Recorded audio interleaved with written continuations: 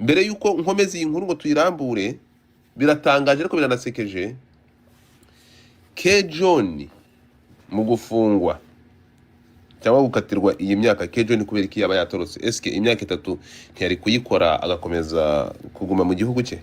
K John kuki yatorotse kubera iyi myaka 3? Ntabwo yemera ibyaha yakatiwe. Turaje ikiganiro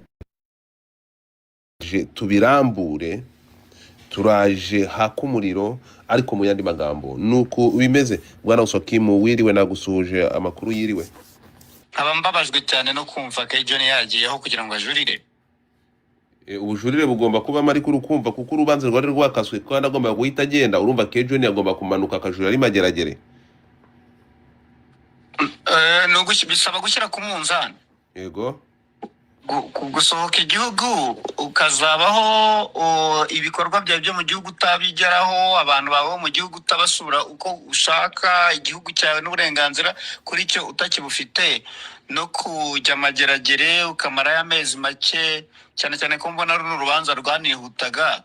Ntekereza ko ari bumanuke noneho akajurira ariyo amezi menshi ari buzamaremo yari kuba nka 3, kuko nkurikije ibintu ingingo bamuhamije. Gusaba video bakayiguha ntabwo bivuga ko yikwiza, usibye ahubwo ko mbonyemo ikintu batavuzemo mu urukiko rubibona byo kuba hari uwo yasangije screenshot K John yayihaye umunyamuziki Papa Cyangwe. Papa Cyangwe. Ubwo byari busaba kureba niba na Papa Cyangwe yarayisabye K John, ubwo nawe agahita so bivuze ngo Papa Cyangwe wahawe screenshot na K John, nawe uyu mwandikwa urimo, kuko niba screenshot nabyo bigize icyaha, ubwo na Papa Cyangwe watse. Ariko abantu mana we, uyu ni umuhanzi mugenzi wa ya mpano. Yego, kugira ngo nyine tubirebe neza uko urukiko rubibona. Icyaha cyuko umukobwa yarakwize agutumira, umukobwa yarakwizeye agutumira mu nzi we. Kadusome nyine ni screenshot yahaye Papa Cyangwe. Gusa yarayisabye kandi arayihabwa. So ruvuga ngo yego, uko urukiko rubibona igika cya 45 ingingo ya 6 y'itegeko nimero bazivuze n'umwaka 2024 rigenga ibimenyetso iteganya ko urwego rufite ububasha rufata icyemezo ku byo rwashyikirijwe hakurikijwe ubwoko bw'ibimenyetso bihujwe na kamere y'ikiburanwa cyangwa ikibazo kiri mu mpaka. Bagakomeza bakavuga ingingo muri uru rubanza urukiko rusanga kuba, ubwo ngiye ku gika cya 47. Yego, urukiko rusanga kuba Kalisa John alias K John yarasabye Kwizera Nesta amashusho ya Yamana akora imibonano mpuzabitsina, nawe akayamuha, bigize icyaha cyo gushyira ahagaragara amashusho yerekeranye n'imikoreshereze y'ibitsina hakoresheje mudasobwa cyangwa urusobe rwa mudasobwa, no gutangaza amakuru y'urukozasoni. Guys, mutapinga screen kuri TikTok, mutapinga screen. Kuko hifashishijwe telefone iyo ayo mashusho ava ku muntu umwe ajya ku wundi, bityo rwemeje ko ahamwa n'icyaha aregwa. Urabona uko rubibona rukanakiramo ngo bityo rwemeje ko ahamwa n'icyaha aregwa. Icyaha cye aregwa rero ni icyo gusaba no guhabwa amashusho, ntabwo ari cyo kuba yashyize hanze iriya screenshot yahaye Papa Cyangwe. Bivuze ubwo rero birasaba ko dushaka iri tegeko tukareba niba gusaba bene aya mashusho ukanayahabwa nabwo ubwabyo ari icyaha, abantu bazashira. So komeza. Urakoze cyane. So nukuvuga ngo ibingibi byantunguye, nukuvuga ngo K John we icyo aregwa, icyaha ashinjwa muri iyi dosiye nuko yahawe cyangwa yasabye iyi video ya Yampano. Ariko nibiza kuntunga icyaha ni yasabye kandi ahabwa, kuko usabye ntuhabwe icyo gihe nta kibazo. Ubwo iyo nta assumption ndimo gukora, iyo nta assumption ndimo gukora, ngiye kureba rira tegeko ndebe uko ingingo yanditse nyirizina, kuko abantu benshi twari tuzi yuko kugira ubiha aribwo byagukora, gusakaza ukabihabwa nabyo ni ikibazo. So K John we ntabwo yigeze asakaza, ahubwo yarasabye video. ikintu yasakaje ni screenshot ariko urabona ku mwanzuro w'urukiko uko urukiko rubibona ntabwo bavuzemo ko bamuziza ko yahaye Papa Cyangwe screenshot kandi yahaye nuvuga ngo screenshot yahaye Papa Cyangwe ni y'amashusho ya Yampana. Yego screenshot ariko pana noza video recording oya screenshot ubwo nuko yagiye iri muri format y'ifoto. Ha ahangaha rero tubangiye birantunguye mbaye ikizungereza nyuma ikintu ndibuze gufata n'icyo ndeka ariko abantu abanyamategeko muze kumfasha ariko Uncle Gobe ntawe uhari wampereye Uncle Gobe link ko mwifuza Uncle Gobe nabimuhaye okay. Impamvu nabimuhaye nuko yari yanditse ngo K-John aramutse ahunze yabakoze ubupumbafu kuko amezi 3 imyaka 3 atari myinshi. Oya ntabwo imyaka 3 ari mike. Imyaka 3 ntabwo ari mike yabiterwa n'uburemere bw'ikintu n'ukuntu umuntu afata ikintu. Ntabwo ushobora kumbwira ngo ibi ni ibintu byo kugira agahaka ari ku wundi muntu karahandurika. Muzi inshingano se K-John yari afite. Okay, tumanze turebe K-John ibyaha ibi bintu yakoze bigize icyaha. Hagati ahangaha rero mbere yuko njyayo K-John yari umunyamakuru wa RMC cyangwa yari umunyamakuru afite n'ikarita ariko yaje kuba expired. Bwana Osoki mu bigenda gute umuntu yigeze kubaho umunyamakuru ariko adafite ikarita itari active bigenda gute? RMC mufasha hiki imufasha iki bigenda gute? Ukuntu byubatse ikarita yawe itakaje igihe irengeje igihe nuje kuyisubirishamo ubwo babivuga hari kwitangazamakuru uritaye. Ariko RMC mu muco wayo mwiza ibigufite munoza mu bitabo byayo ugize ikibazo ntabwo igutererana.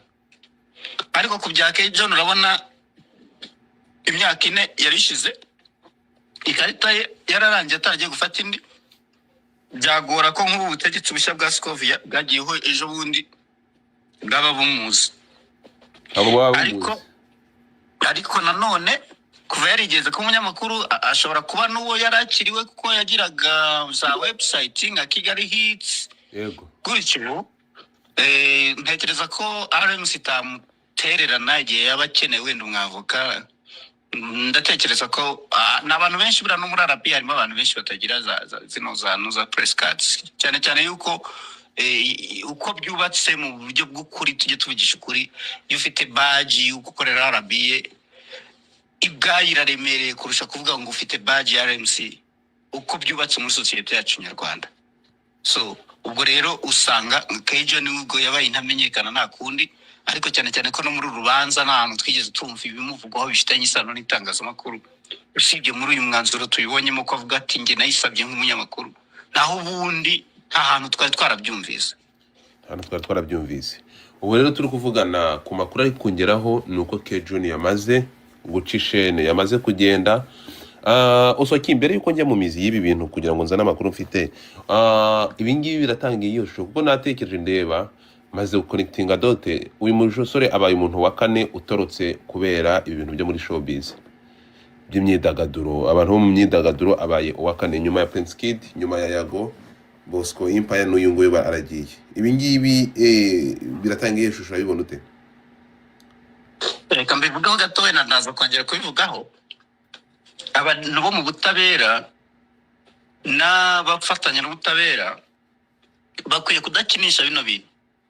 Kumva umuntu avugira hanze ngo ni impunzi ya showbiz ntabwo bitanga isura nziza ku gihugu, ntabwo bitanga isura nziza ku butabera. Ababishinzwe bakwiye gukora inama bakareba ikintu babikoraho kigamije gukumira aho kugira ngo tuzajye tubona abantu batoroka ngo batorotse ubutabera. Gusa dosiye ya Prince Kid yo irenze ibya showbiz kuko hari ibintu byo gusambanya abagore ku gahato byo birarenze ariko nawe yabarirwaga muri showbiz kuko ibintu bya Miss birabiza muri showbiz. So naho ubundi nk'aba YouTubers bakomeze kujya hanze banagerayo niyo waruzi ko ari imbere mu gihugu avuga neza ubutegetsi agerayo ugasanga agiye muri temptation zitubatangira guhinduka. Ntabwo ari byiza ko tugira abantu benshi hanze gutya.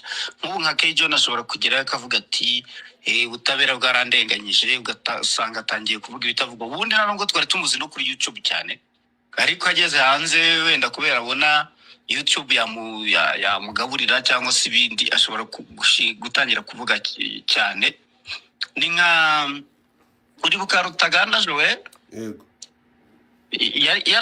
nuko adafite nuza ivuzi byinshi ariko yari yashinze YouTube channel kugira ngo ngome n'amabanga ibitaravuzwe byo muri Miss Rwanda ariko bisa nko ashobora kuba yarabonye bitinjiza akabyihorera hako buriya nawe wamubara mu muntu za showbiz. Rutaganda Joel yaragarutse yaragarutse yagiye Dubai, ageze Dubai ahakorera amanyanga atari make biba ngombwa ko bamwirukankana aragaruka. Imana ishimwe ko yagarutse. Hari umwana wo mu Bufaransa, umwana w'umukobwa mu Bufaransa wakoreraga radio 10 bita Alliance, yageze Dubai aramurimanganya. Umwana yashatse umugabo muri Australia mu Bufaransa, afata amafaranga arayamucucura arayarya, hanyuma nibirebire amafaranga arayarya. Yageze Dubai abamusika muteye ubwoba, yigira akajya abeshya abantu ngo ni maneko, akuguza ibintu biba hano hanze.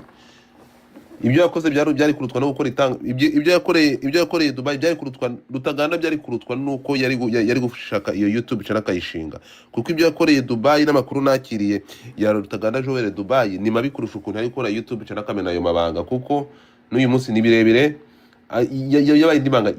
Navuganaga nawe ariko Joel Rutaganda ntabwo ibyo yakoze ari byiza, niba ngo umuntu azabishyira hanze, ariko yakoze ibirenze kuba yari gukora iyo YouTube channel.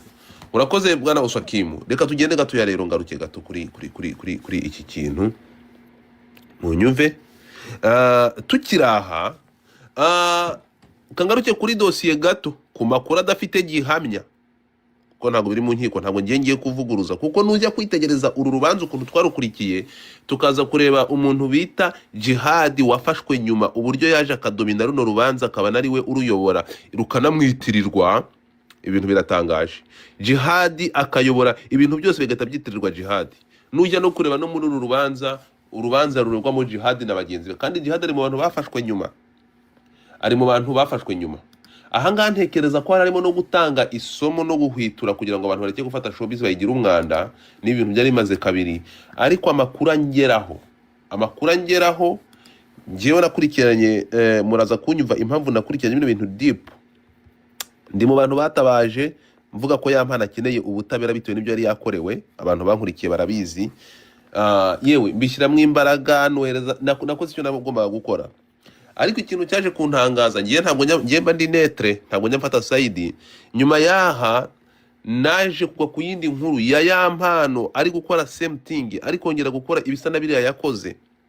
Afata umukobwa wundi utandukanye n'uriya. Aba bantu bakimara barafunzwe aho yaraviriye mu Bubiligi, arongera ajya ahantu bita kwa Bampori mu Busanza, yongera kwifata amashusho asa nariya, kandi ibyo abikora live.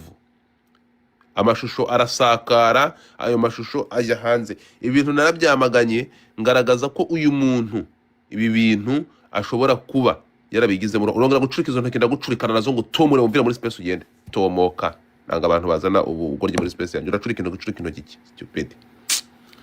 So ukaze gucurika intoki, ndi mu bantu ibintu babigaragaje, maze kubigaragaza bijya hara ku karubanda biraboneka. Amashusho yaragaragaye, nyir'ubwite ntabwo yigeze abihakana, ahubwo yavuze ko bitewe n'uburakari, bitewe n'ibibazo yarafitanye n'uwo bashakanye. Yifashe live video arazerekana, amashusho arahari. Tugende gatoya bana Oswakimu. Ibi ngibi kimara kuba byabaye ngombwa ko nkurikira deep down ni ikiye kijya mbere tutamenye uru rubanza bimeze biti.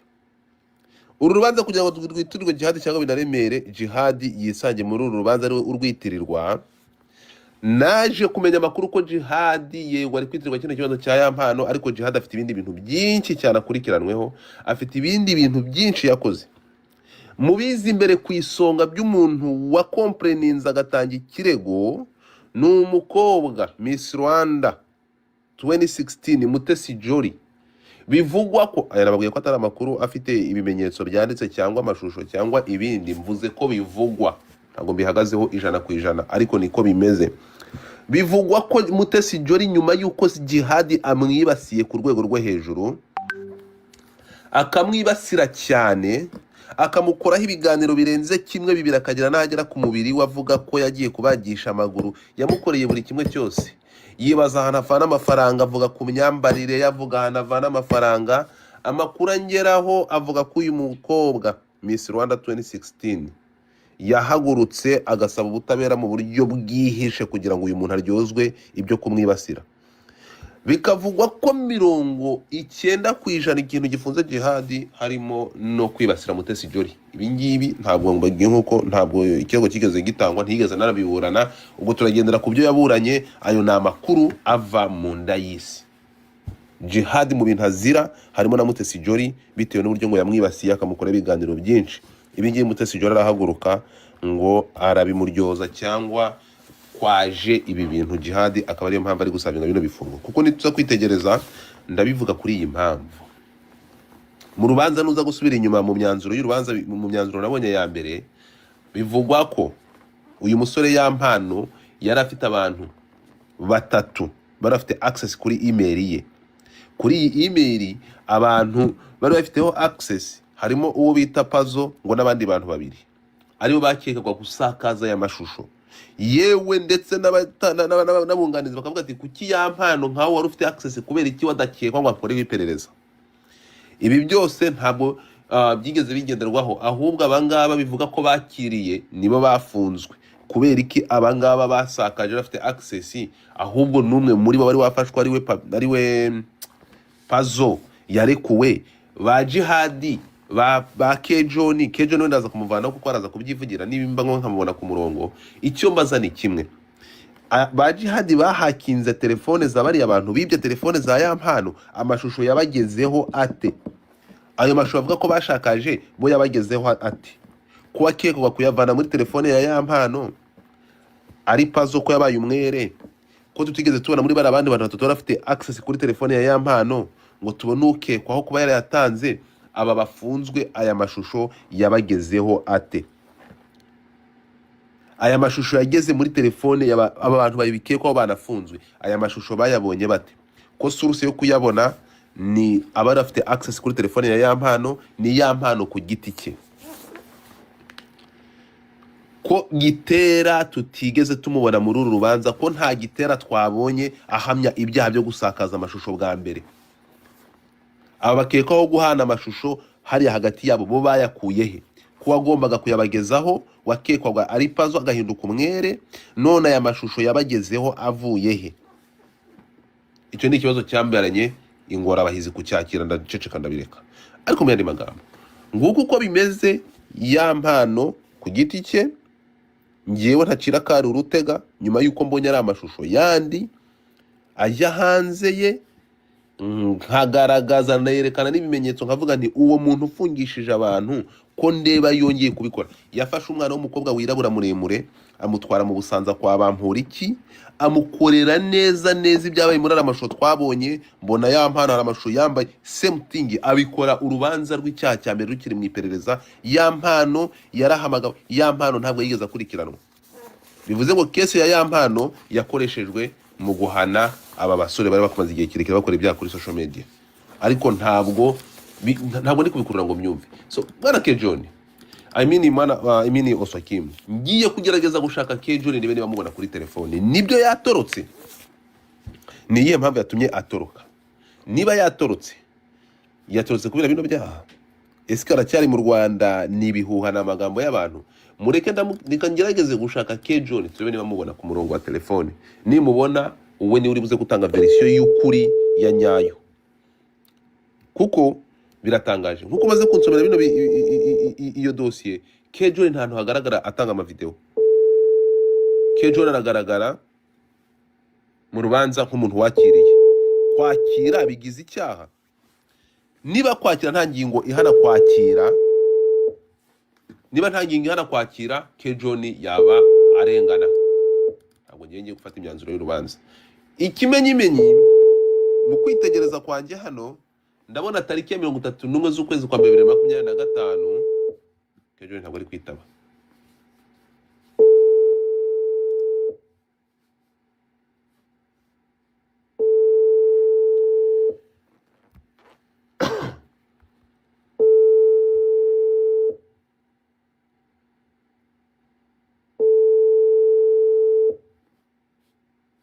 Okay, linki.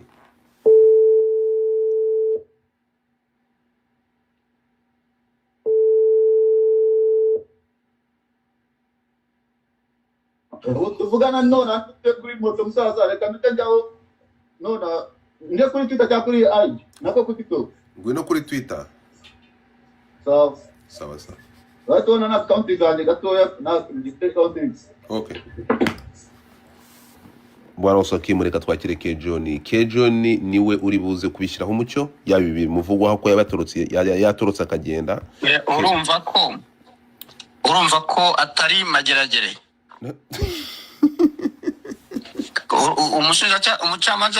umucamanza nuzi ko yategetse ngo ahita afatwa. Ego ibyo Kejon yitabye telefone ntabwo ari mageragere. Yigeze kwita ngo niba ari uwa kabi yes n'ubundi yigeze gushyira abana sinzi ukuntu bari bambaye niba atari neza ngo umubyeyi abashyira ku mbuga nuko bamukubita muri kasho. Ntabwo yigeze yambikwa iroza ava yitwa uwa kabi mu ntuza ngo ni umuntu wa danje mu kigande. Uriya ni inshuti yanjye inshuti yanjye ariko muri iyi minsi ntabwo namubaniye. Kejon va mu rusaku niba uri kunyumva. Ni mu rusaku ariko ntabwo ari rwinshi cyane ariko ni mu rusaku. Kejon wiriwe narwangaramo gake yego mwiriwe mu rusaku kubera iki aho ngaho nta discipline haba mageragere ni gute uri mu rusaku? Cyangwa ko nagiye ahantu muri etage kugira ngo nitarure mageragere haba etage kandi keze nawe nyine nakabari ndabaza ko umucamanza yavuze ko ugomba guhita ufatwa mu Rwanda man. Uretse gato tugende gato. Kejon wiriwe Godfather. Kejon ko uravuze uri Kezen cyangwa ntabwo uri mageragere kandi hano mu isoma ry'urubanza umucamanza yanzuye ko ugomba guhita ufatwa ugatwarwa mageragere kubera kuri mu gihugu. Abantu babyibeshye ibyo bintu babyumvishe nabi. Ukuntu imeze iyo wakatiwe mushaka n'umunyamategeko wundi yanga wenda sinzi yanga ndakeka bahari kuri no life ntabwo baburaho. Yego iyo wakatiwe utatu y'agateganyo uwemerewe kujurira ukiri hanze niyo kwa kundi bagukatiye wemerewe kuba rwose ukiri hanze kugeza umaze kuburana. Iyo bamaze kufundikira mu mizi utsinzwe nibwo bakumanura ariko ubu ndacyafite iminsi yanjye 3 y'agateganyo n'ejo tuzajurira rwose ko twamaze gutegura dosiye yo kujurira n'amagarama y'urubanza twamaze kuyabona.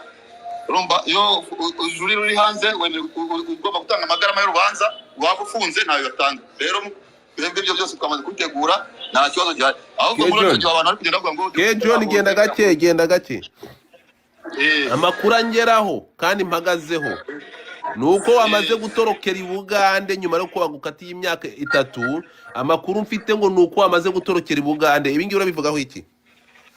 Chago Godfather sinzi wenda amakuru yakuye abantu nyine nabo abanyarwanda bagira ibintu by'amagambo no gushaka guteranya abandi ubwo nibwo abantu basaba bashaka ngo John nafungwe batazi n'impamvu nyine ndiri hanze.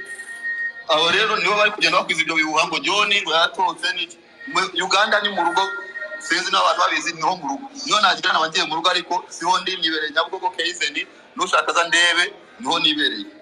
Ibyo bintu by'ibihuha babivanaho bareke gushaka kunanya n'igihugu cyangwa kunanya n'abantu bavuga ngo John yahunze ubwo nyine ni kwa kundi urwa n'abacamanza bakakisa uwo muntu niwe yahunze amugani mumuzane cyangwa se niba afite gahunda yo guhunga ni mumuzane ugasanga na misi yanjye 3 yo kujurira mu y'agateganyo nifitiye bagiye kuyica muri ubwo buryo.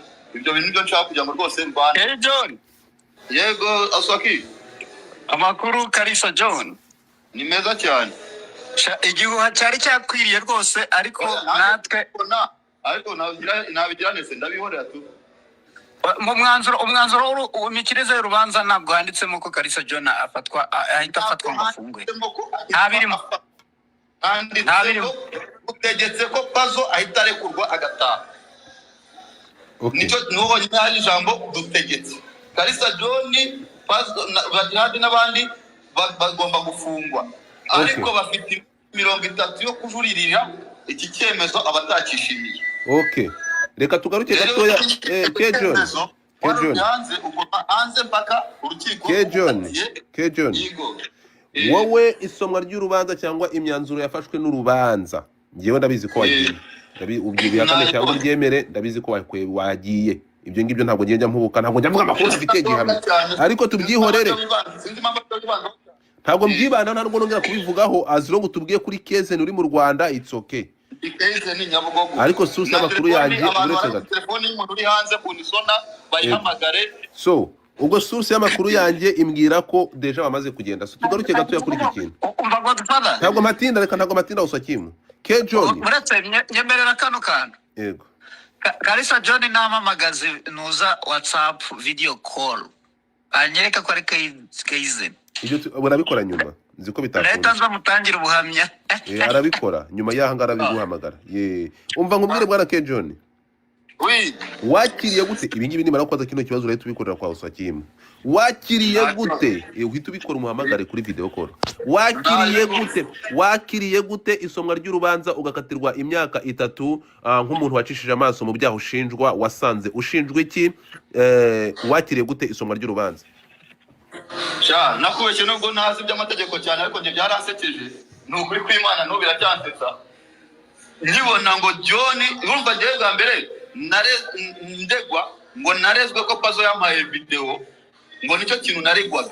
Yego. Bakwegereza basanga iyo video Pazo ntawe yampaye. Yego. Ibigeze bya cyber byacukumbura bisanga video nayihawe n'umuntu witwa Papi Nesta ndetse n'ubu bifungiwe. Yego. Bakora iperereza basanga telefone ya Ke John ntabwo yigeze ivamo video cyangwa se ikindi kintu kijanye na video ngo kijye kwande kuwundi muntu. Ahangaha hagarara gato, ahangaha muri rubanza turagaragara hano umuntu bita Papa Cyangwe. Uyu ni umuhanzi nyarwanda. Papa Cyangwe yagusaba muhaye screenshot. Ibyo bya Papa Cyangwe mbivugaho, nabivugagaho mu rubanza wenda abantu ntabwo bajya babisobanura cyangwa byandikeho, ariko ibyo nabivuze cyane. Bambazaga uburyo nabonye iyo video no kumbiza. Yego. Ndababwira ni yewe nabonye uwitwa Odette, muzi ko bigize no kunshinja ngo nije Odette. Yego. Nabonye witwa Odette ya posting iyo video, nabwo ya posting ifoto, nabwo ya posting video, ya posting ifoto. Abantu benshi bari hano babona witwa Odette postinga amafoto y'uko soni baramuzi. Uwo muntu baramuzi. Noneho yara posting ifoto ya mpano, ariko nta rwambare bwari burimo. Wisindira iriya video mwana yibonye kuritangira, itangira umukobwa yicaye na ya mpano amuri mu mugongo. Kandi muzi ko ya mpano akunda gukora video zimaze kuriya, ababihakana baje gushaka video yitwa ndi kwikubita. Noneho uwo mukobwa yari yanditse ngo unamo 5 ndamuha video ya mpano. Nta rindi jambo yari yanditseho, ni gutyo byari byanditseho. Noneho ngewe muri iyo minsi mu birebe byari mu kwa gatandatu ndakeka, abankurikira muzi ko twari twaraye dusohoye indirimbo yacu twakoranye nande na ya mpano, twakoranye na ya mpano mu byumve neza. Ndangije mbona banditse beboro ngo batemu bitamvuga ni ya mpano asagiye gusohoye indirimbo cyangwa agiye gukora agiye gushanze video nyine bagiye kuta hanze, gutyo agiye kutwicira promo kuko twatwama amafaranga yacu yo kugira ngo dukorane korabo na barabizi ntabwo yabakanira. Noneho ngiye mbikora mu rwego rwo gushaka kumenya se agiye gukora gusohora indirimbo cyangwa agiye kumushyira hanze video yabonetse direct. Icyo nakoze namagaye ya mpano no muri TikTok narabivuze, sanga telefone ye ntayiriho, ndamwandikira ya mpano ntiyasubiza, ariko telefone bwo nuko itaririho. Ndangije ko nari mbizi ko amazi imisi agenda ari kumwe na Papa Cyangwe, bari amazi imisi bagendana buri munsi, abantu barabizi muri iyo minsi birirwana. Icyo nahise nkora, nahise mpamagara Papa Cyangwe. Papa Cyangwe ndamubwira ndireba kuri WhatsApp, vuba nyine ndi gutabaza mvuga nti umutipa agiye kutwicira promo. Ngiye ntabwo nari nzi ikindi kintu bigambiriye. Fata screenshot yo kwa Odette, binagaragara ko ari screenshot ivuye kwa Odette. Nyimuhari view once, ntabwambure burimo. Umukobwa yambaye isengeri, ya mpano yambaye amatusi. Sinzi mwibuke video kunatangira, nako kaboro konyine kari karimo. Ndababwira ngiye nabikoze mu rwego rwo kugira ngo menye se umunga agiye gusohora indirimbo, twe twaraye tumwishe ngo dukorane indirimbo, ariko tukishyira hanze ibyo shoro. Kuko namuna byibuka yayipostinzeho nka rimwe, nyoja kudupostinga, twatwira tumamaganga dupostingire no ku Instagram yiwe mutarebe, ntabwo ndayipostinga. Noneho ibyo turabisimbuka. Ngiye kumva baravuze ati John araregwa ngo kuba yarafashe video, ngo kuba yarasabye video ngo bigize icyaha, akayihabwa bigize icyaha. Ibyo bintu rero nibyo byanshanze, ndavuga niba abanyarwanda sinzi tu. Nukuvuga ngo mu rubanza urashinjwa kuba warasabye video nicyo giye gufungisha imyaka 3. Warasabye video nusoma ikintu kifuza kiri kwinginga 27 cyanditse ngo Kedon arashinjwa ko yasabye video akayihabwa ngo kuba telefone ngo video yavuye muri telefone ikajya muri telefone ye bigize icyaha ngahibaza kandi icyaha ubundi ni ugukwirakwiza video nicyo twaregwaga abasakaje video ya Yamana icyo cyaha twaregwaga rero nkibaza ibyo bintu byo kuvuga ngo narasabye ndahabwa bihindutse icyaha gute icyaha nari kuba narayikoze iki narayikwirakwije noneho binongera ngiye nababwiye ni gusaba iyo video nayisabye nk'umuntu ufite ikinyamakuru cyitwa Kigali Hit twandika inkuru za entertainment zijyanye n'abahanzi ariko ngiyewe n'abanyibona iyo video ya Yampano nyabwana perezida w'urukiko nako navuze ntabwo iyo nkuru nigeze nyikora nanjye ubwanjye naguye mu kanzu kandi koko niko byagenze mujye kuri Kigali Hit mwandikemo ngo Yampano murasanga nta nkuru ya Yampano ijyanye n'ibyo bintu iri kuri website yacu. Bwana Kejon nyiminsi 30 iregereje nyuma y'ubujurire witeguye kujya kurangiza igihano cy'imyaka 3 wakatiwe n'ubutabera? Ngewe rwose nditari nditeguye icyaba cyose nzacyakira. Ahangaha urumva ikibazo cyose uzacyakira bivuze ko ubujurire nibutaba uritegura kujya kuryozwa ibyo wakoze? None se kari ubutabera ugomba kubwubahiriza. Aha Osokim ngibyo bya Kejon Osokim mpamagarira Kejon niba ntacyo bigutwaye. Okay sawa. Gusa Kejon nshimishwe n'ukuntu afite morale. Arayifite kuko yamaze gukora. Kejon yaratorotse we muhamagara. Ako sibyo bintu byo gutoka byo ari kwibandaho cyane. Abwibanzeho. Reka tubandwe habona reka nguhamagare kuri WhatsApp. Muhamagara. Kejon yamaze kugera i Buganda. Kejon yamaze reka zamuhamagare. Kejon yamaze kugera i Buganda yagiye kandi nawe ari wowe Kejon arashinjwa gusaba papinesta video nicyo ari gushinjwa.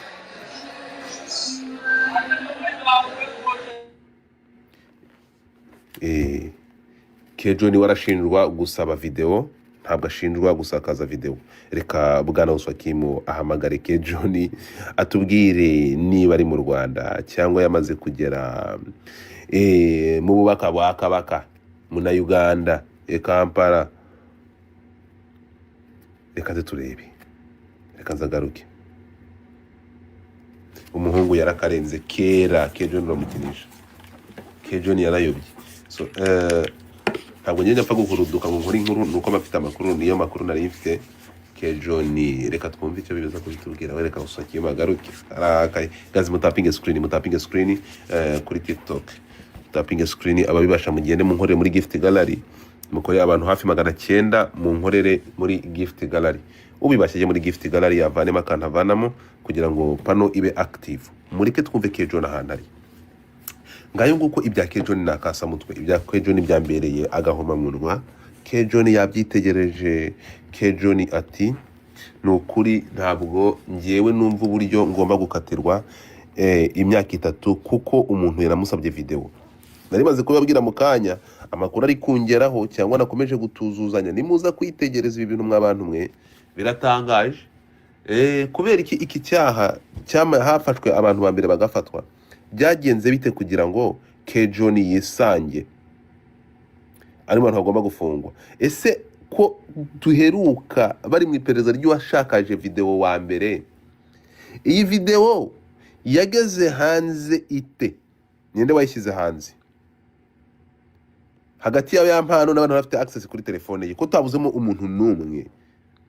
Ibi bintu birimo amayira matagatifu. Hanyuma hagafatwa Kejon hagafungwa Kejon agakatirwa Kejon ngo kuko yahawe video. Iyi video ko yazengurutse isi yose, iyi video kuri ku isi hose, none umuntu wese wakiriye iriya video azafungwa. Uyu muntu wese umuntu wakiriye video wese azafungwa. Hanyuma tugaruke kuri ba Jihad. Amakuru mfite ntabwo Jihad ari kuzirira video ya Yampano. Jihad yibasiye umukobwa bita Mutesi Jolly. Yaramwibasiye. Kejo. Oui. Ntabwo rusako rwo mu Rwanda gakubitwa n'inkuba. Ambaye. Osokim umaze kumuvugisha? Yego namweretse. Ubwo se koko iyo mbara kubeshya sima mubwiye Osokim nyamuneka ashyira bimiyaga. Okay, Osokim.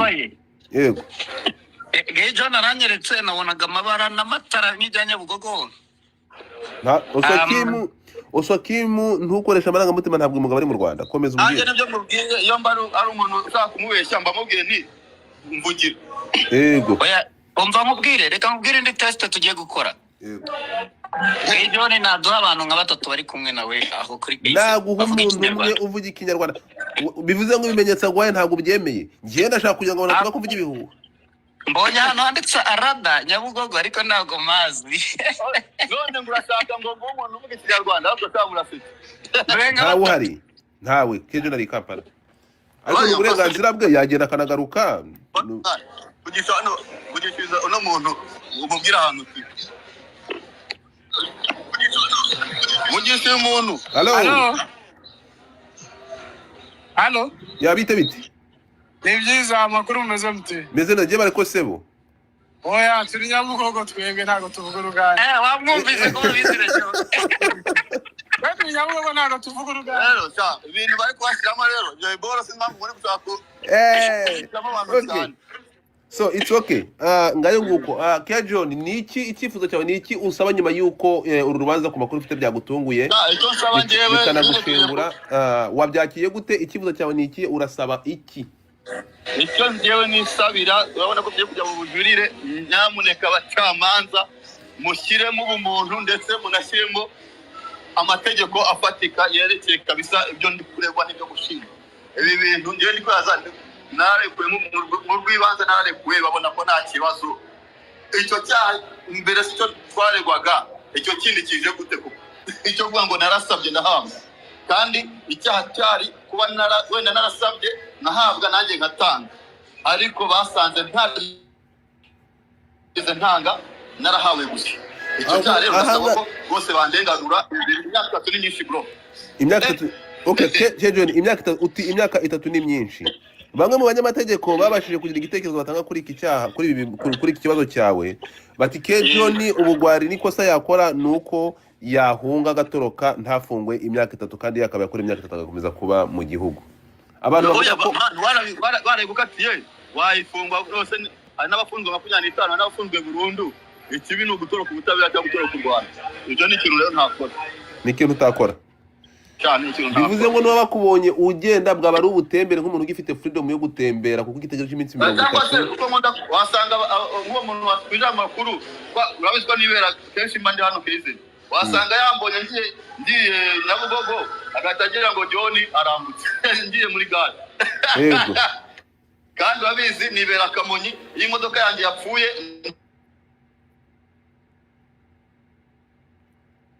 Rero sha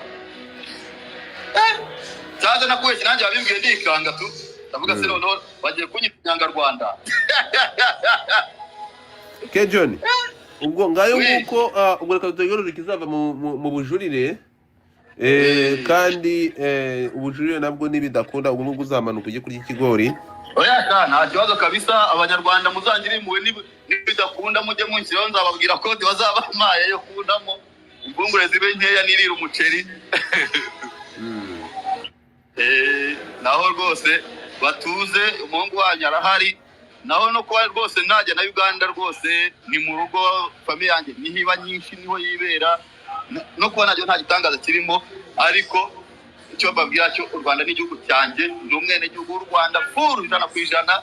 Rero okay, ubu ikindi kintu abantu bakomeje gukomplaininga urimo kumva bati Kejon hereza Oswakimu live location. Aba bantu bihore WhatsApp location. Ntabwo turi mu bucamanza. Ndagushimiye wakoze, ndatekereza byumvikanye, reka dusigare tuganira. WhatsApp location ntayo wamuha. Sinangomba ntabwo turi mu bucamanza, urumva? Ndakubwira ngo ugubwe neza muri iyi minsi 30 kandi twizere ko ubutabera buzatangwa. Urakoze cyane. Japan. Wazumvisha indirimbo z'inganda Oswaki? Izo ndirimbo Bwana Oswaki, izo ndirimbo bazumvisha? Ngo izo ndirimbo bazumvishe bari gucurangira Nyabugogo? hariya se ko K-John wagira ngo afite imigabane muri Keize kandi K-John ahantu ari n'ubundi bacuranga indirimbo z'ingane nyinshi akunda kuba hari n'abamasuzi baturuka muri Uganda ntabwo cyaba ari igitangaza. Ndabona nuko bimeze. K-John utuvugana yamaze gusohoka, niko bimeze. Njye ntabwo nzi kunyura iruhande, ntabwo yamaze gutoroka, yamaze gusohoka mu gihugu. Yaragiye. Yagiye ryari? Yagiye umusibe ejo, amaze iminsi biragiye. Iminsi ngaho. Ariko tunasesenguye uriya muntu aduhaye ukuntu ahise yitangura amata turi Nyabugogo. Oya ndabikubwira ngenda bizi. Ndi kubikubwira ndabizi, ntabwo njya mpubuka sinshobora kuzana nk'umuntu nanga amakuru ntafitiye nuza. Ariko ku rundi ruhande reka tugaruke noneho kuri iki kintu. Ni gute uru rubanza rwagenze gutya? Mwebwe nk'uru rubanza nk'ururucishijemo amaso, warubonye gute bwana Osokim?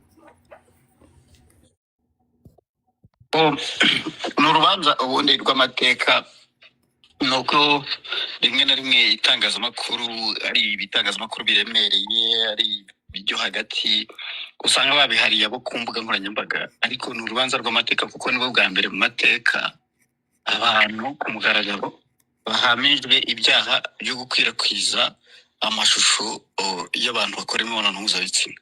Kereka niba hari izindi zabaye imbere ntituzimenye, ariko jyewe ni rwo rwa mbere narimenye.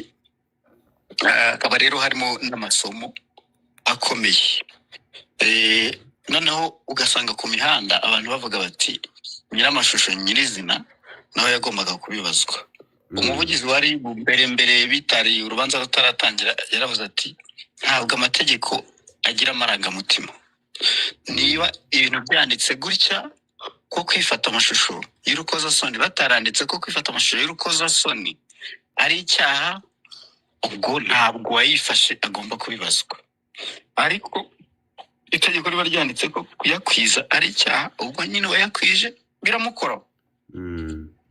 Hanyuma abantu wenda bakibaza bati ko nyuma yaho ya mpano yongeye agakora ibijya kumera gutyo ntabibazwe. Ubwo biba bivuga yuko bishobora kuba bitarabaye ikintu cy'icyorezo ku gihugu ngo bihungabanye igihugu, kandi koko niko byagenze. Ntabwo ari amashusho ya kabiri yakwiye cyane, kuko abantu bari bafite ubwoba bw'uko yayiguha ugasanga bimukozeho nk'uko ibya mbere byabakozeho. So niba rero nta muntu wigeze ajya kurega, kandi sosiyete cyangwa se n'abareberera sosiyete batarabonye ari ibintu byacitse, ubwo niho ya mpano yabirokokeye. Aba rero bahamijwe ibingibi, ntekereza yuko baba bagizweho ingaruka no kuba aribwo bwa mbere byari bibaye. Iyo haba hari nk'abandi ba mbere byaba byarabayeho bakabihanirwa, ba Jihad bande ntabwo biba byabagendekeye gutya. Ikindi wenda nakomozaho ni birimo kuvuga Jihad yaba azira ari byo bariye bagenzi be nabo ntabwo bahamwa ngo bafungwe imyaka 3. Ubwo se baba babaye ba pare cyangwa ba marene wo guherekeza Jihad ugomba guhanirwa ibindi bitanditse. Hariya ntabwo twemeranyije Godfather, ntabwo twemeranyije kuri biriya by'uko yaba yarazize byagiye atangaza kuri Miss Jolly. Gusa we yagiye agira imigisha myinshi yo gutumizwa n'inzego zibishinzwe kugira ngo bamuhanure, bamubwire bati dore urimo kurenga, dore ibi bigize icyaha kiniki, ushobora kwisanga wakoze icyaha. We yagiye agira umugisha wo guhamagarwa kenshi kugira ngo ahabwe impanuro n'ababishinzwe. Ariko nanone buriya nk'uko nigeze kukubwira, microphone hari igihe umuntu ayirwarira ayigirira addiction. So biba bisaba rero, sinzi niba imbaraga zikoreshwa n'inzego ubona zihagije kugira ngo bagarure abantu ku murongo. Ubukangurambaga bukorwa ntabwo buhagije ku bwanjye. Uru rubanza ubwarwo rubaye ubukangurambaga kurusha uko haba harakozwe ubukangurambaga bukumira icyaha kitari cyawe. Urakoze. Urakoze cyane bwana Osokim. Reka turebe bizava mu bujurire, kuko turaza kubitegereza turebe. Ariko kubyerekeranye na K-John no gutorwa kwe no kuba adashobora kwihanganira, kuko yasabye abantu bagize amatsiko bagasabira video ni benshi. Hariho abagiye bayihabwa batigeze bayisaba, ariko nkuko wabibonye urwo rubanza n'imyanzuro y'urubanza y'imikirize y'urubanza, urumva ko umusore arashinjwa kuba yarahawe video, ntabwo ashinjwa kuba yarasakaje video. Iri tegeko rirahari. Nahoze ndimo kubihiga ntabwo ndabibona, ubwo ninzabibona nzakubwira. Ntabyo uzigera ubona cyane itegeko ndiriza riri shyashya. Nafashe umwanya wo kureba mu itegeko, nta tegeko rihana umuntu wakiriye video cyangwa wakiriye ayo mashusho hari ashobora itegeko rihana kuregwa wasakaje. Yego, ashobora kuregwa kugira uruhare mu koroshya cyangwa mu gutuma video ukwira. Niba dufata urugero yahaye umuntu screenshot, icyo gihe bishobora kuba nk'aho ari publicité ituma n'abandi bantu babazangiriye irihe none kubera iki ahubwo ahangaha ko umuntu agize ubushake bwo gusaba video cyangwa gusaba iyo screenshot, kuko ntabwo Kejon yafashe screenshot ngo ayitange ayihereze umunyamuziki Papa Cyangwe atigeze ayimusaba, none ko abangaba basabye video basabye batagira gusaba video nk'uko bo babyanditse, uyisabye ntuyikwize biramutse ari icyaha. Iri tegeko ryaba riremereye cyane, ubwo birasaba ko abantu bahorana n'amategeko baza kudufasha tukabisobanukirwa. Naho ikintu naringiye kuvuga kindi, Kejon kuba yaba yisohokeyeho gatoya mu gihe ategereje kureba aho bigana, ntacyo byaba bitwaye, cyane cyane ko hari afite imiryango minini kandi y'abantu ba hafi bo mu rugo. Sinzi ubwo nabyo urumva dukeneye mu buhanga mu by'amategeko atubwira niba iki cyaha igihano cyacyo gisaza ku buryo nyuma y'imyaka runaka umuntu yagaruka mu gihugu ntibimugireho ingaruka. Icya Prince Kid cyo uko twabibonye banza kidakecura, igihe cyose yazazira baza mufata akajya kurangiza imyaka 5. Kejon rero Uncle Gobi niwe wavugaga ngo no, ngo imyaka 3 ntabwo ariyo yatuma umugabo asiga igihugu cye, ngo yakwemera ngo kayikorera amageragere ubundi nyuma y'imyaka 3 akagaruka. Ahangaha Kejon akavuga ati mu by'ukuri ni mu cekinge n'amagroupe mfite, kuko Kejon agira groupe nini cyane bita Kigali Hit.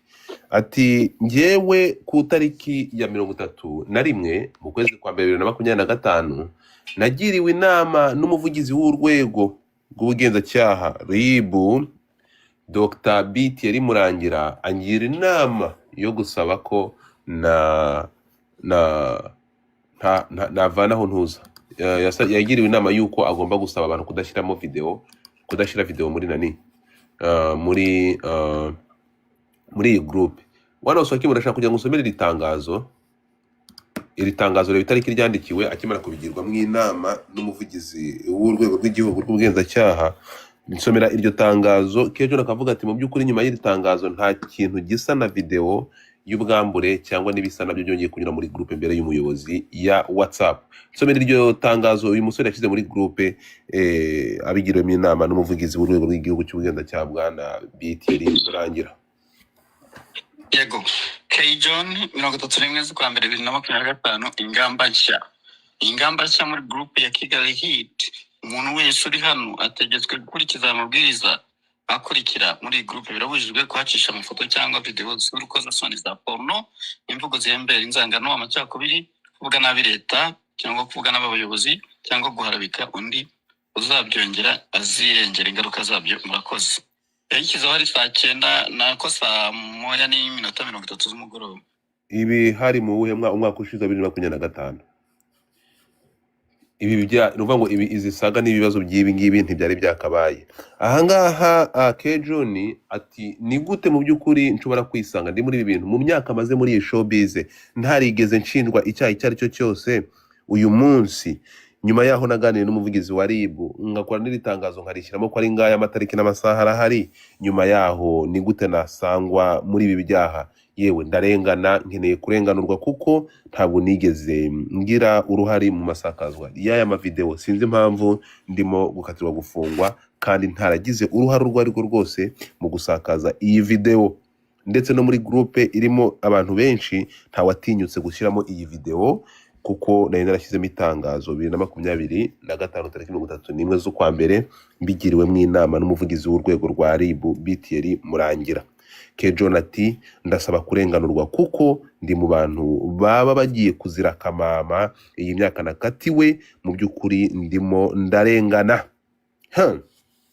Ngaya nguko ati niryari ntabwo nari nzi ko nta n'itegeko rihari rihana umuntu wakiriye ubutumwa bwabo buharabika cyangwa ubudaharabika. Ese wowe umyitegereze yawe nk'umuntu usomye ibi bintu, Kejon ahangaha yaba afite ukuri ko gutakamba avuga ko arimo kurenganwa atakaba yakatirwa iyi myaka kubera guhabwa video na Nesta byonyine? Bwana Usakimwe. urabona urubanza ni nkaho rutari rwapfundikirwa ntabwo ruraba itegeko. Mu biganiro turimo gukorera ngaha bisaba kwigengesera. John we n'uburenganzira bwe ko nk'umuntu uri hanze yidegembye kuba yagira icyo atangaza, ariko ndagusaba uburenganzira bwo kwifata kuri iyi ngingo tugategereza tukazareba. Ikintu gikomeye twemerewe kuganiraho ni ukuba yasohotse igihugu n'ubwo yabiduhakaniye, naho substance z'urubanza buriya na ba Jihad ubwabo ntabwo biraba itegeko, ntabwo urubanza ruraba itegeko nubwo batangiye kubahiriza igihano, kuko nabo byanze bikunze bazajurira. Ikindi wenda abantu bakunda kuvuga baravuga bati amezi 3 kuri dosiye nk'ingiyi mu by'ukuri igendeye ku bintu bitahungabanyije ituze ry'igihugu, nta muntu wapfuye, ntaki, gusibye kuba byangiza urubyiruko, byangiza abana, bashobora no kugenda bakwitwara neza bamaramo nk'imyaka 2 cyangwa 1 n'igice cyangwa se 1 gusa bagataha. Nkanjye ndi umuntu utanga inama, yes amezi nk'6 ariko ahagije, cyangwa se n'ubundi babikoze nkana bakubitaho 3 ariko bazi yuko wenda nyuma y'amezi 6 hazaba bwa butabera bita ubutabera nsanasano bagataha. Ntekereza ko bagaruka barikosoye. Naho ibi bintu ntabwo byari bisanzwe. Hari izindi manza usanga biremereye, hari abantu bafite imitungo yabo yagiye, ari abantu baba wenda bavuga bati jewe hari ibyaha nakorewe kiraremereye cyane, ariko kubera ari bari urubanza rw'abantu rw'amazina azwi usanga bagira n'umugisha imanza zabo zikihutishwa, bagiye bakitwara neza. Ntekereza ko iriya myaka 3 yose batazayikora, bashobora gukora nk'icya kabiri, hanyuma mo hagati yagakora ikintu by'ibyo bita ngo nuza mu butabera nsanasano. Yego icyaha cyakorewe sosiyete, ariko nanone ntabwo iki kintu ari cyo gutuma amagereza yuzura cyane. Amezi make yabahagije kugira ngo isomo ribe ritambutse. kugira ngo isomo ribe ritambutse. Yewe rero mu myitegerereze yanjye n'imikatire y'uru rubanza, nuko yaba Jihad, nukuri ko Imana Jihad we ntabwo nibuze kubinyira uruhande. Ngiye nibajije impamvu muri aba bantu bose nta bakatiwe, ngiye nkimara kubibona nta bakatiwe mu basakaje, kuko na Jihad nuza kwitegereza ibyo Jihad areba muri ibi birego, Jihad nawe ntabwo haza ingingo yimbitse y'ibyo kuba ngo nukuvuga ngo uru rubanza nagahoma munwa. Ariko nkavuga nti niba kugeza aya masaha tutabona source y'iyi video kugira ngo ije hanze, kandi batubwira ko hari abantu 3 muba harimo abantu 3 na ya mpano wa 4 badafite access ahantu video yari iri, tukaburamo n'umwe hamwe kino cyaha. Abangaba b'imihanda especially baba muri showbiz, baba mu myidagaduro bafite cyane, dore ko urugero ndaguhereza urugero bwana Usakimunza, abantu ngiyewe nkanjye mbona iyi video nayakiriye ntayisabye, nayihawe n'abakobwa b'abarundi. Umwe aba muri Amerika, undi aba muri Canada, undi abi Burayi, b'abarundi kazi nibo bampaye zino video. None ko aba ba social media influencers, aba banyamakuru, umuntu ashobora no kurisivinga video nk'izi ngiza atigeza zisaba, birahinduka icyaha gute? Birahinduka icyaha gute ko umuntu agira akabyuka mu gitondo agasanga video? Dufate nka Jihad ni umuntu abantu boherereza ibintu atabibasabye. Nkibaza ni gute umuntu ikintu udafiteho control gihinduka icyaha? Ni umuntu ashobora gufata telefone cyangwa video akayikoherereza utabigizemo utanayimusabye, bihinduka icyaha gute? None abantu bakiriye video bose, niba John arimo kuzira kuba yarakiriye video ayahawe na Nesta agakatirwa imyaka 3, bivuze ngo umuntu wese wakiriye iyi video azakatirwa imyaka 3. Ongeraho iyo ngingo yuko yarayisabye arayihabwa. Uriya mucamanza ni umuntu udasoma amategeko ku buryo yaca urubanza agendeye ku marangamutima. Ibi John abisobanuriye muri aya magambo. Yes. Aravuze ngo njyewe nk'umuntu wari wahaye akazi ya mpano turi muri promotion, urimo kunyumva, njye natekereje ko ari indi promotion agiyemo y'ikindi gihangano cye, kandi akaba agiye kubikora, kandi contract twari twagiranye y'igihangano cye yagombaga kwamamaza atabikoze. Ngira amatsiko yo kureba iyo video kugira ngo menye niba ari video y'indi ndirimbo agiye gusohora, ariko bakaba bari gutwika bavuga ko ari video y'ubwambure. Niyo matsiko yanteye gusaba iyo video, urimo kunyumva. ntabwo nayisabye nzi ko ari video y'ubwambure, nayisabye kuko nabonaga ko akazi kacu kagiye kwangirika. Ndi gusura amagambo amaze kutubwira, akazi kacu kagiye kwangirika, ntekereza ko hari indi ndirimbo yasohoye kandi akiri kwamamaza yacu, ngira amatsiko yo kureba iyo video iri kuvugwa ndebe ko, kuko muri screenshot nari nabonye hagaragazaga nkuko asanzwe akora amavideo ye, urugero atanze indirimbo kwikubita, nari nzi ko arimo kwamamaza indi ndirimbo, numva ko akazi kanjye kagiye gupfa. Ni mwubwo buryo natse iyo video sinayatse nshaka kureba ubwambure. None soso aki K-John mu by'ukuri gutanga cyangwa gusaba video ntayisakaze, ko nta hantu tubona yasakaje iyi video. K-John ko nta hantu tubona yarasakaje cyangwa yaratanze iyi video, naho bigaragara ko yayitanze, ko ari screenshot yoherereje umunya yayisabwa. Okay, ngaho nibafate Papa Cyangwe nabo bamufunge kuko nawe yarayisabye kandi barayimuha. Tubigenze gutyo se? Hanyuma gihamya mfite ko Papa Cyangwe yayisabye. Ahangaha baravuga ko yayihawe Papa Cyangwe. None se K-John yarabyuse mu gitondo ariko ariko nta gihamya mfite ko yayisabye. Bivuze ngo K-John yafashe screenshot from nowhere ayohereza Papa Cyangwe atayimusabye. Birashoboka ko nawe ushobora kunyohereza ikintu tuyoswa ndebera ibi bintu. Bivuze ko nukuvuga ngo kuko yayihawe gutyo. Ubwo niba ajya muri telefone ya Papa Cyangwe nawe bagasanga yarahereje undi muntu nawe atayimusabye, Papa Cyangwe nawe arafunga. Kaba kamubaye.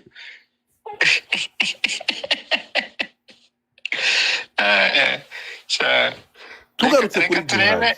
Yego. Reka turebe ku bya Jihad uko urukiko rubibona. Somera ku bya Jihad, tujye kwa Jihad, tuve kwa Jihad nawe tubivugeho gatoya. Busesengura nyuma nje kubishaka. Binshakira ubizane. So ahangaha rero tugarutse kuri Jihad. Jihad ngewe nawe nkimara gusanga ibi byaha bimuhama n'ibyo ari kuregwa, ngiye ntabwo ndi gukritika ubugenzacyaha n'imyanzuro y'urukiko, ntabwo ari byo ndi kuvuga, ariko turi kuvuga kuri ibi bintu.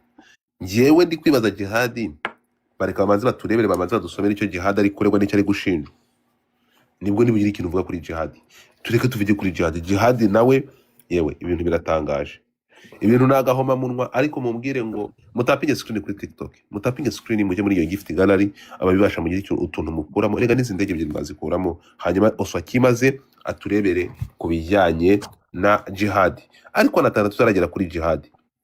Amakuru mbabwiye, K-John yamaze gutoroka, ibi ngibi bihagazeho 100%, abeshye abantu nguri Nyabugogo. K-John yakwebye, K-John yamaze kugenda. Urumva ntegereje akogobe. K-John yamaze kugera i Bugande, ibi ngibi bari kutubwira ngo ari Kezen yahe, nagwe natangiye WhatsApp location. K-John yamaze kugera mu ntuze, yamaze kwambuka.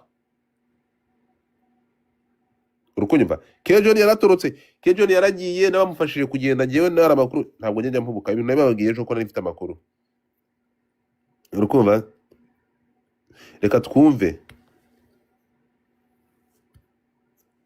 twumve icyo baza kutubwira ku bya Jihad. Namara kumva ibya Jihad ndahita ngaruka, kuko ku Jihad ntabwo nshaka kugira ikintu bivugaho bataratubwira imyanzuro ituma yagendeyeho bamukatira imyaka 3.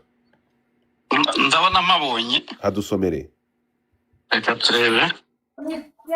Ubwo rero handi bavuga ngo uko urukiko rubibona, yego, kuri uzaba kiriho Cyprien alias Jihad, yego, urukiko rusanga kuba hari agace ka video itangira yashyize kuri status ya WhatsApp, yego, ndetse hakaba n'urubuga yashinze rurimo abantu 989 rwanyujemo ayo mashusho y'amana akora imibonano mpuzabitsina, ndetse hakaba hanyuzwamo n'andi mashusho nk'ayo.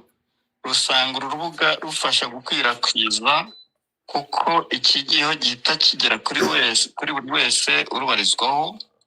Rusanga ari ikimenyetso gihagije kimuhamya icyaha aregwa, bityo rwemeje ko uzaba kiriho Cyprien alias Jihad ahamwa n'icyaha aregwa. Nuko nguko ibyo ku gace ka Jihad bivuga. Aga screenshot nako ga status, video kuri status, kongeraho ni group y'abantu 989 iye inyuzwamo izindi video ngo z'abantu baba barimo kwinyesebura. Nukuvuga ngo Jihad we arashinjwa ko yafashe iyi video, agafata screenshot y'iyi video ya yampano. Ntabwo ari kuregwa screenshot ahubwo yafashe ka video gato agashyira kuri status. Aka ka video yagahawe nande ntabwo avuga, akongera akazira iyi ntuza iyi group ya WhatsApp ngo isanzwe inyuzwamo ibyo bintu by'ibishego.